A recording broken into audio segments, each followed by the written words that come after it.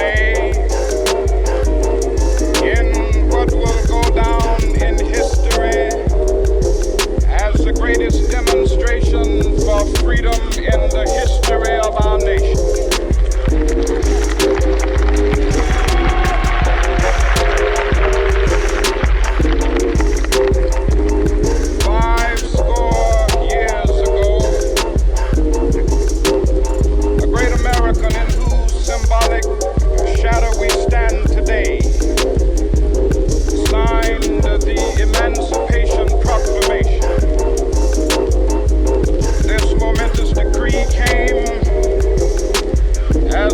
Beacon light of hope to millions of Negro slaves who had been seared in the flames of withering injustice. It came as a joyous daybreak to end the long night of their captivity. But 100 years later, the Negro still is not free. 100 years later, the life of the Negro is still sadly crippled by the manacles of segregation and the chains of discrimination. 100 years later, the Negro lives on a lonely island of poverty in the midst of a vast ocean of material prosperity. 100 years later, the Negro is still languished in the corners of American society and finds himself in exile in his own land. So we've come here today to dramatize a shameful condition. In a sense, we've come to our nation's capital to cash a check. When the architects of our republic wrote the magnificent words of the Constitution and the Declaration of Independence, they were signing a promissory note to which every American was to fall heir. This note was a promise that all men, yes, black men as well as white men, would be guaranteed the unalienable rights of life, liberty, and the pursuit of happiness. It is obvious today that America has defaulted on this promissory note insofar as her citizens of color are concerned. Instead of honoring this sacred obligation, America has given the Negro people a bad check, a check which has come back marked insufficient funds.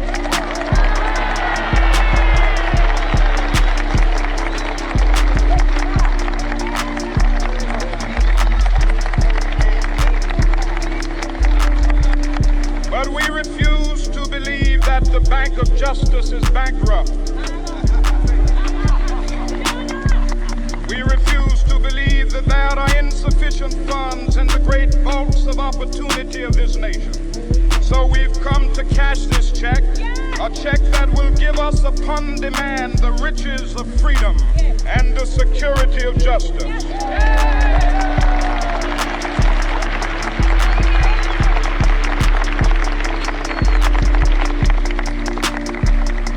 We have also come to this hallowed spot to remind America of the fierce urgency of now. This is no time to engage in the luxury of cooling off or to take the tranquilizing drug of gradualism.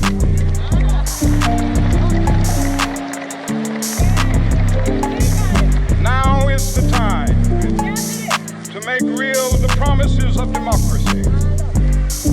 Now is the time to rise from the dark and desolate valley of segregation to the sunlit path of racial justice. Now is the time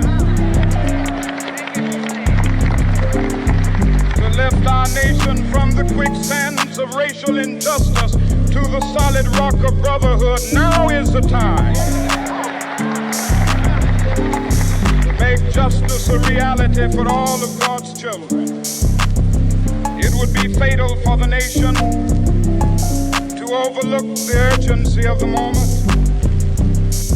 This sweltering summit of the Negro's legitimate discontent will not pass until that is an invigorating autumn of freedom and equality.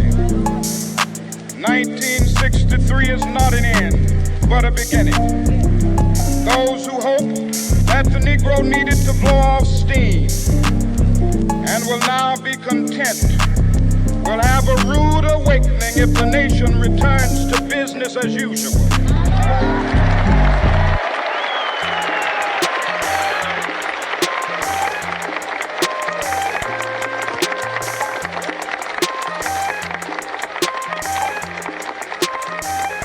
There will be neither rest nor tranquility in America until the Negro is granted his citizenship rights.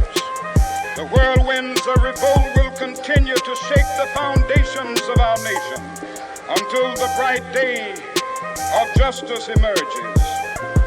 That is something that I must say to my people who stand on the warm threshold which leads into the palace of justice. In the process of gaining our rightful place, we must not be guilty of wrongful deeds. Let us not seek to satisfy our thirst for freedom by drinking from the cup of bitterness and hatred.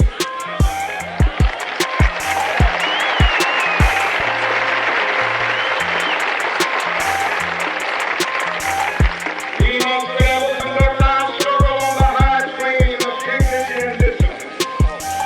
We must not allow our creative protests to degenerate into physical violence. Again and again, we must rise to the majestic heights of meeting physical force with soul force.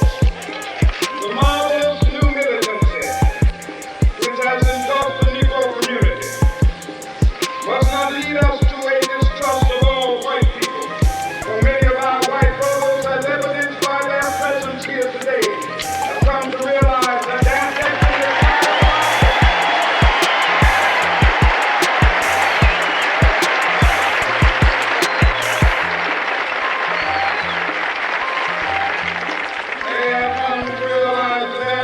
is inextricably bound to our freedom. We cannot walk alone. As we walk, we must make the pledge that we shall always march ahead. We cannot turn back. There are those who ask you the devotees of civil rights, when will you be satisfied? We can never be satisfied as long as the Negro is a victim of the unspeakable horrors of police brutality. We can never be satisfied as long as our body is heavy with the fatigue of travel. Cannot gain lodging in the motels of the highways and the hotels of the city.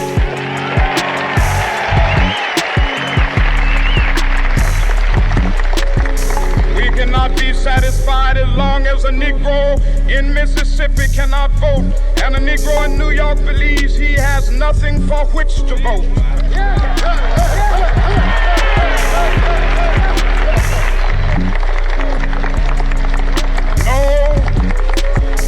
No, we are not satisfied, and we will not be satisfied until justice rolls down like waters and righteousness like a mighty stream.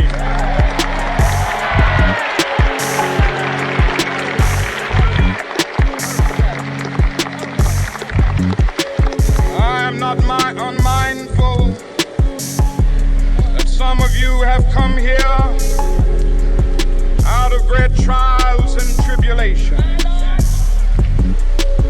Some of you have come fresh from narrow jail cells. Some of you have come from areas where your quest for freedom left you battered by the storms of persecution and staggered by the winds days of police brutality. You have been the veterans of creative suffering. Continue to work with the faith that unearned suffering is redemptive. Go back to Mississippi. Go back to Alabama. Go back to South Carolina. Go back to Georgia. Go back to Louisiana. Go back to the slums and ghettos of our northern cities. Knowing that somehow this situation can and will be changed. Let us not wallow in the valley of despair. I say to you today, my friend,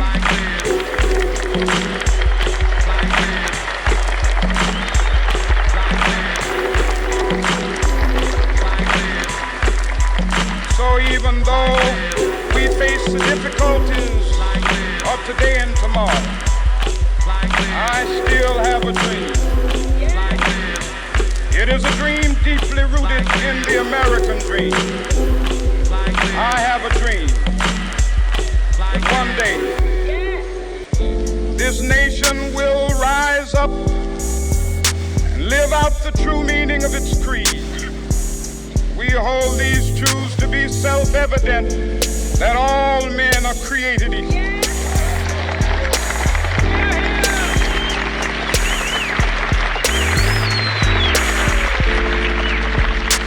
I have a dream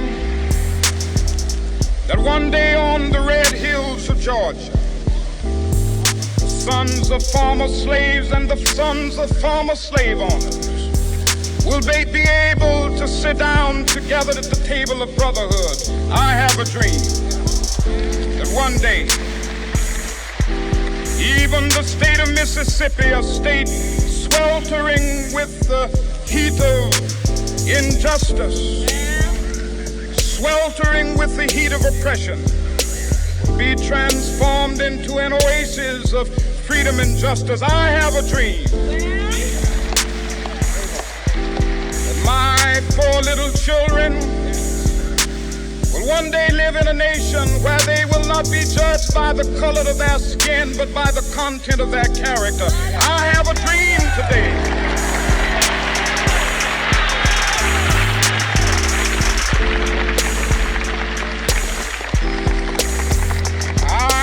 Dream that one day down in Alabama, with its vicious racists, with its governor having his lips dripping with the words of interposition and nullification, one day right there in Alabama, little black boys and black girls will be able to join hands with little white boys and white girls as sisters and brothers. I have a dream today.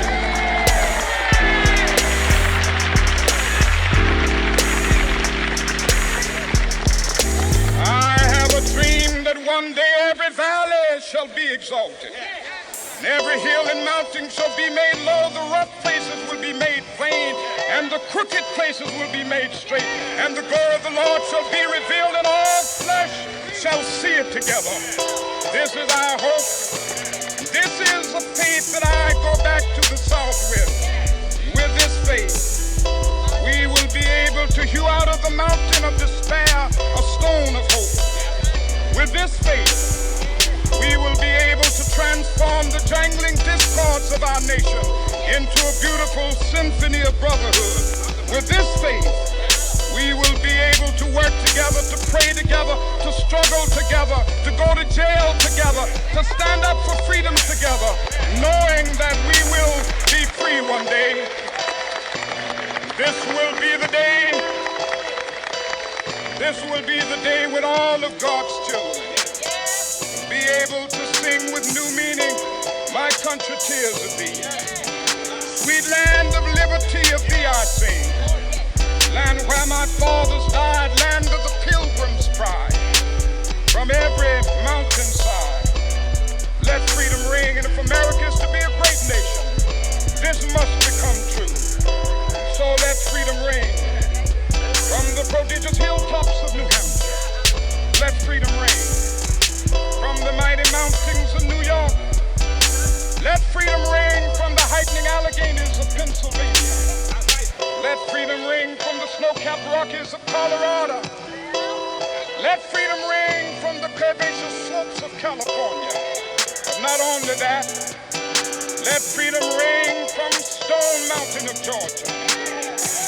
Let freedom ring from Lookout Mountain of Tennessee. Let freedom ring from every hill and molehill of Mississippi, from every mountainside. Let freedom ring, and when this happens,